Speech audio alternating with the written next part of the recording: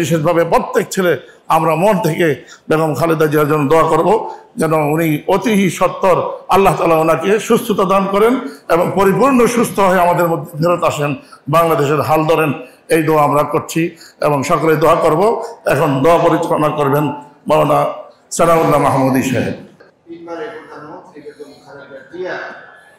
আজকে অসুস্থ সংকট অবস্থায় হসপিটালে পড়ে আছে। আল্লাহ, সারা দেশের মানুষ, সারা বিশ্বের মানুষ যারা নাকি চেনে, যারা ভালোবাসে, সবাই তার জন্য প্রাণ প্রাণ দোয়া করতেছে, দোয়া করতেছে সুস্থ থাকবে।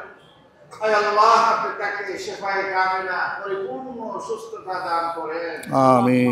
আল্লাহ, আপনি তাকে পরিপূর্ণ সুস্থতা দান করেন। আল্লাহ, আপনি তাকে পরিপূর্ণ সুস্থতা দান করেন।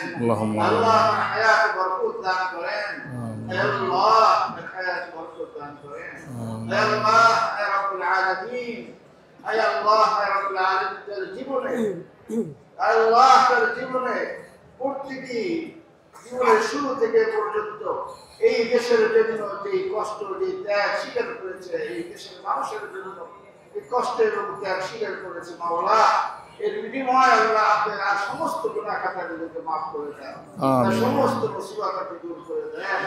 আল্লাহ, আল্লাহ রাব্বুল আলামিন, আপনি তাকে আপনার খাস কুদরতে তাকে সুস্থতা দান করেন।